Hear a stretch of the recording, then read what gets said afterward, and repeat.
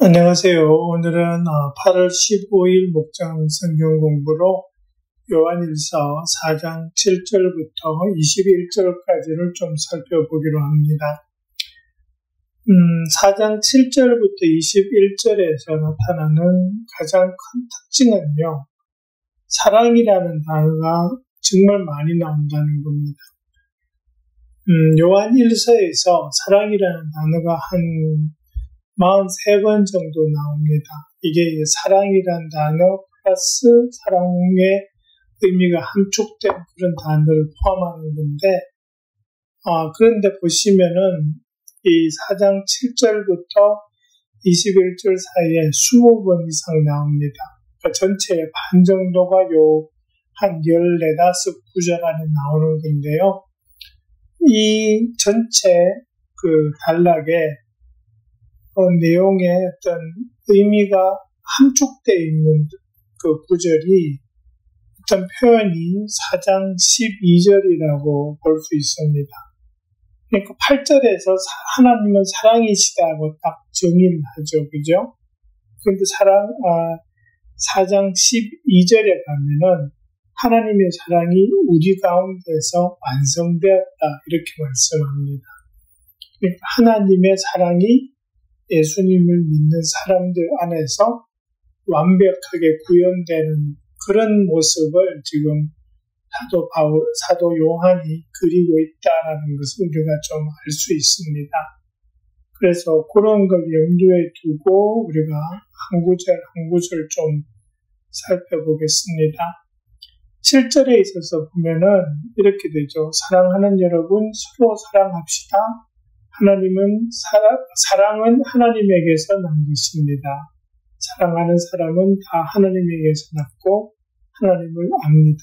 그렇게 되는데 이 내용을 이렇게 곱씹어 보면 어떤 의미가 드러나냐 하면 사랑이 있고 하나님이 계신데 우리한테 사랑이 있어서 하나님을 아는 게 또는 하나님을 믿는 게 아니라는 겁니다. 우리가 하나님을 믿기 때문에 그 하나님의 사랑이 우리 안에 들어와서 진정한 사랑이 생기고 그로 인해서 우리가 사랑할 수 있는 사람이 된다라는 그런 의미입니다. 그래서 8절부터 이제 9절, 10절, 11절까지 쭉 하는 내용을 잘 보면은 하나님이 우리한테 주시는 그 사랑이 없으면 우리는 진정으로 사랑할 수도 없고 사랑이 뭔지도 알 수 없다라는 그런 의미들이 묻어나는 그런 구절들이 계속적으로 반복된다라는 거죠. 그러니까 우리 예수님 믿는 사람에게 있는 사랑의 소스가 하나님이다라는 것을 우리가 알 수 있고요. 그 다음에 8절에 이제 아주 유명한 구절이 나오죠. 하나님은 사랑이시기 때문입니다. 이렇게 되죠.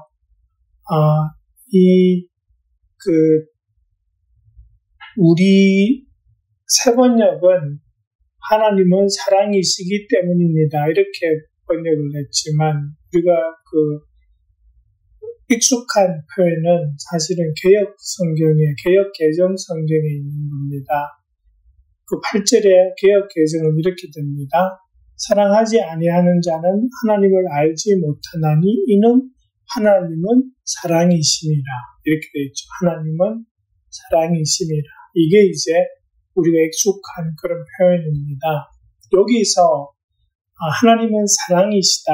근데 이게 어떤 의미냐니까 그냥 하나님이 사랑이 많은 분, 풍성한 분이 아니라는 겁니다. 그런 의미는 아닙니다. 이거는 사랑의 소스가 원천이 하나님이라는 그런 뜻입니다. 하나님으로 인해서 사랑이 생겼고 하나님의 사랑으로 인해서 믿는 사람들이 사랑할 수 있고 또 그래서 사람들이 사랑을 표현할 수 있고 그리고 이 우주가 이 세상이 생겨난 것도 하나님의 사랑의 결과물이다라고 그렇게 이야기할 수 있는 겁니다. 그게 이제 하나님은 사랑이시다라는 그런 표현이고요.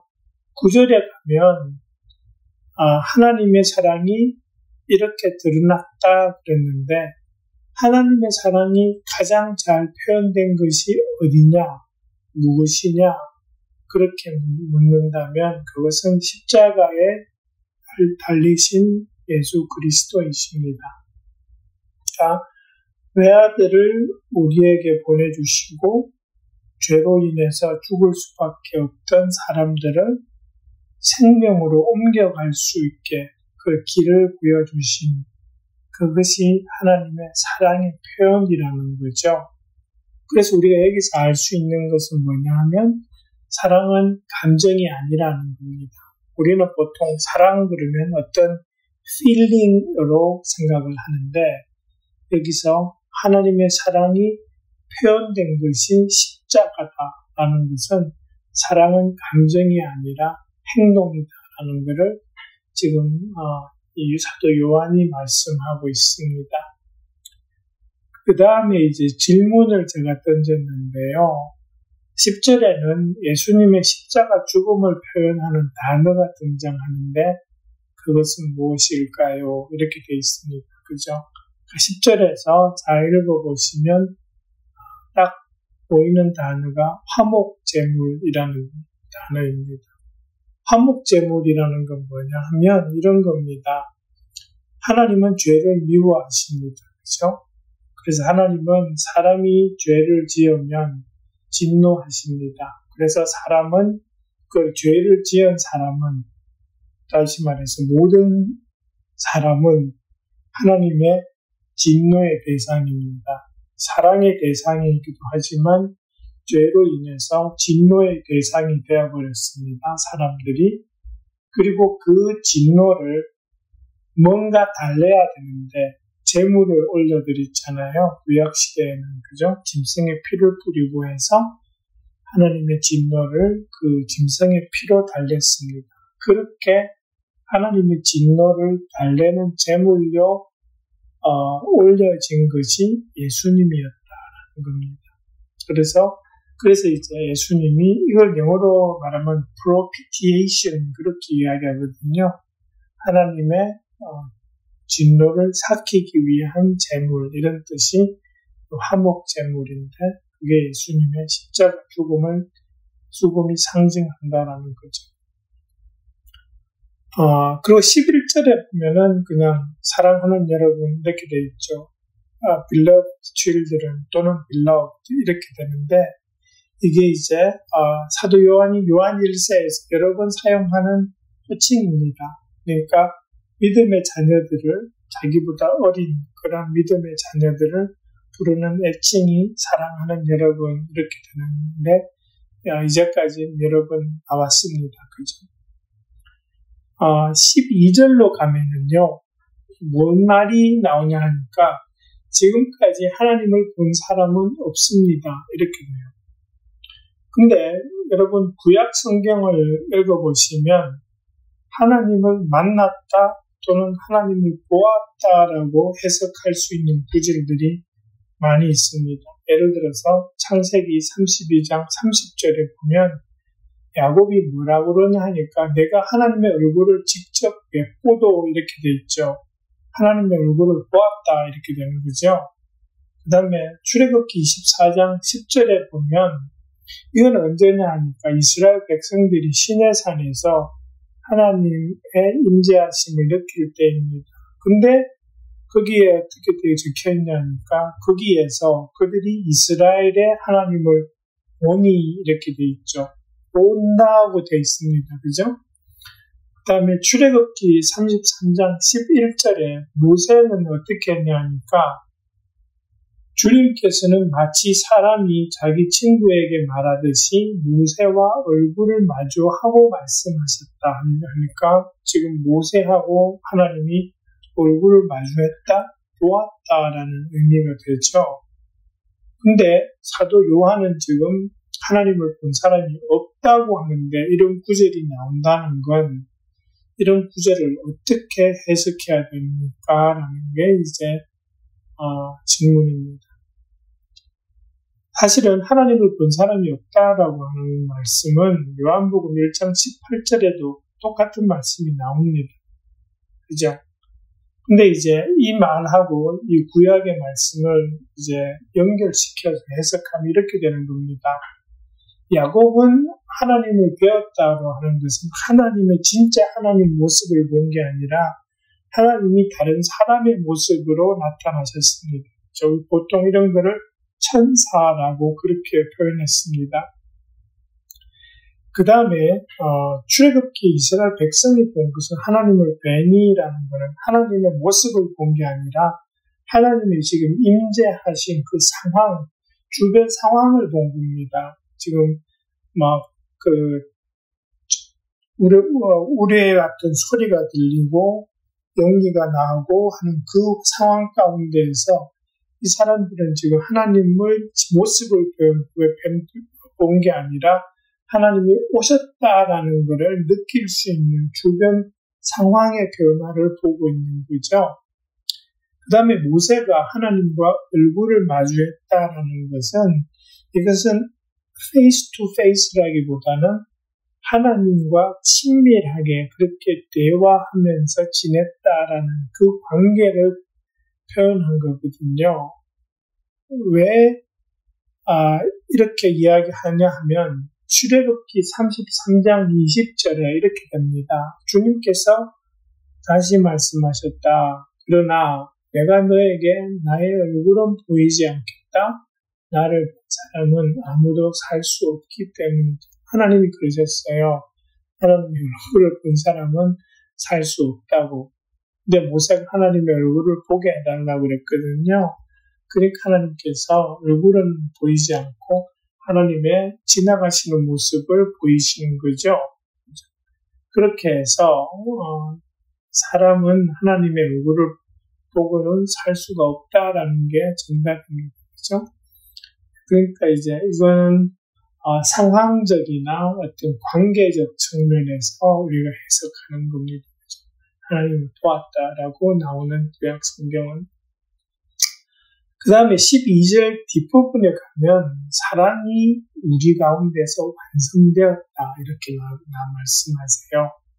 이게 우리 가운데라니까 크리스찬들, 믿음의 형제 자매들 가운데에서 사랑이 완성된다?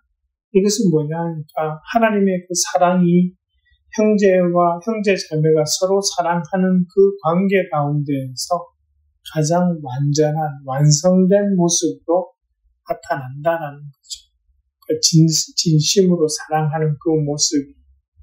그리고 그럴 때 하나님께서 형제 자매들 안에 계신다라는 것을 느낄 수 있다라는 그런 의미가 되는 거죠. 그 다음에 이제 4장 13절에서 보시면 하나님이 우리에게 자기 영을 나누어 주셨습니다 라는 그 표현이 있죠. 이게 뭘 나타냅니까? 라는 게 질문인데요. 이것은 예수님을 영접한 사람들에게 오시는 성령님을 말씀하고 있는 거죠. 그렇죠? 그래서 예수님 영접한 사람 안에는 성령님이 계시고 그 성령님께서 하나님의 사랑을 드러낼 수 있도록 도와주시고 하나님의 사랑이 성령님으로 인해서 우리에게서 발현되어지는 거죠. 그것을 통해서 우리가 내가 예수님 믿고 성령께서 내 안에 살고 계시는구나 라는 것을 알 수 있게 되는 거죠. 그 다음에 이제 4장 14절에는 사도 요한이 그러십니다. 우리는 아버지께서 아들을 세상의 구주로 보내신 것을 보았고 또 그것을 증언합니다. 이렇게 해서 증언한다고 이야기해요. 이것은 사도 요한이니까 할 수 있는 말씀입니다. 이거는 예수님의 사도로서 사도 요한이 예수님과 함께 지내면서 보았던 자신의 체험을 말하고 있는 겁니다. 그죠? 그 함께 지낼 때 보았던 그것을 바탕으로 말하고 있으니까 증언하고 있다라고 그렇게 지금 말씀하실 수 있는 거죠. 15절에 가면 누구든지 예수를 하나님의 아들로 시인하면, 그러니까 예수님을 하나님의 아들로 시인한다라는 게 무슨 의미냐? 이것은 예수님을 사람이 아닌 하나님으로 인정하고 받아들인다라는 의미입니다. 그렇죠? 우리는 예수님을 하나님으로 믿는 겁니다. 그렇기 때문에 그리고 그렇게 할 때 하나님의 영이 우리 안에 들어오시는 거죠. 그러니까 그 영으로 인해서 우리가 하나님의 자녀로 인정받습니다. 로마서에 이제 그 말씀이 나오죠. 로마서 8장 14절, 15절 말씀이 이제 이러한 의미를 담고 있습니다. 그죠? 그러니까 14절에서 하나님의 영으로 인도함을 받는 사람은 누구나 하나님의 자녀입니다. 그렇게 말씀하시고 15절에 가서 그러니까 우리가 두려움에 빠뜨리는 종살이의 영을 받은 것이 아니라 자녀로 삼으시는 영을 받았습니다. 그렇게 말씀하십니다. 그래서 그 말씀이 이제 16절부터 18절까지의 말씀으로 이어집니다. 16절에서 보시면 하나님은 사랑이시고 또 하나님이 우리 안에 계시고 그래서 사랑이 우리 안에 완성되었다는 것을 어떻게 아느냐? 심판날에 우리가 담대함을 가진다. 이렇게 되는 거죠. 그러니까 하나님을 예수님 믿는 사람, 그래서 사랑 안에 머무는 사람, 그 사람에게는 구원의 확신이 있습니다. 그래서 최후의 심판날에 모든 사람들이 하나님 앞에서 자기의 한 일들을 아뢰고 그에 맞는 벌을 받을 때에 예수님 믿는 사람은 담대할 수 있습니다. 왜? 예수님께서 우리를 구원하셨다라는 것을 우리가 믿음으로 알고 그 증거가 우리 안에 계시는 성령님이기 때문에 그죠? 그래서 하나님이 그렇게 우리를 사랑하신다는 것을 알고 믿는 사람은 최후의 심판날에 두렵지가 않습니다. 하지만 반대로 예수님 믿지 않는 사람은 심판날에 자기가 저지른 죄에 대한 증거를 받을 것이기 때문에 두려워할 수밖에 없습니다. 그래서 그 예수님 믿는 사람과 믿지 않는 사람이 최후의 심판날에는 극명하게 갈린다라는 걸 알 수 있습니다. 그죠? 그 다음에 19절에 우리가 사랑하는 것은 하나님이 우리를 먼저 사랑하셨기 때문이다. 이 말씀은 우리 안에 있는 사랑의 소스가 하나님으로부터 왔다라는 거죠. 예수님이 우리를 위해서 돌아가셨고 그 돌아가신 것이 우리를 위함이라는 것을 우리가 믿고 그 순간에 성령께서 우리 안에 오시고 그와 함께 하나님의 사랑이 우리에게 또 오죠. 그리고 우리는 그 사랑을 배우고 압니다. 그리고 우리가 알기 때문에 다른 사람에게 그 사랑을 그대로 전할 수 있고 표현할 수 있게 됩니다. 그것이 이제 이 19절의 말씀입니다. 그리고 20절에 가시면 질문이 또 하나 있습니다. 그죠? 20절에서 하나님을 사랑한다고 하면서 형제 자매를 미워하는 사람을 거짓말쟁이라고 그렇게 표현합니다. 그 이유가 뭔가요? 라는 게 이제 질문인데 그 20절 안에 답이 있습니다. 그죠? 그 보이는 자기 형제 자매를 사랑하지 않는 사람이 보이지 않는 하나님을 사랑할 수 없다고 되어 있습니다. 그러니까 하나님을 사랑한다라고 할 때는 보이지 않는 하나님을 사랑한다고 해요. 근데 눈에 보이는 형제 자매를 미워해요. 그러면 하나님이 사랑이시기 때문에 누구를 미워한다라는 감정은 그거는 사랑과 공존할 수가 없습니다. 그죠? 그래서 하나님 사랑한다는 것과 믿음의 형제 자매를 미워하는 것은 같이 갈 수가 없습니다. 그런데 그것을 같이 간다고 자기는 둘 다 한다고 하니까 거짓말장이라고 하는 거죠. 그죠? 다시 말해서 거짓말장이 또는 하나님을 사랑하지 않는 사람이라는 것을 고백하는 것과 다름이 없다라는 거죠. 예, 그래서 오늘은 요한일서 4장 7절부터 21절까지 살펴보았습니다.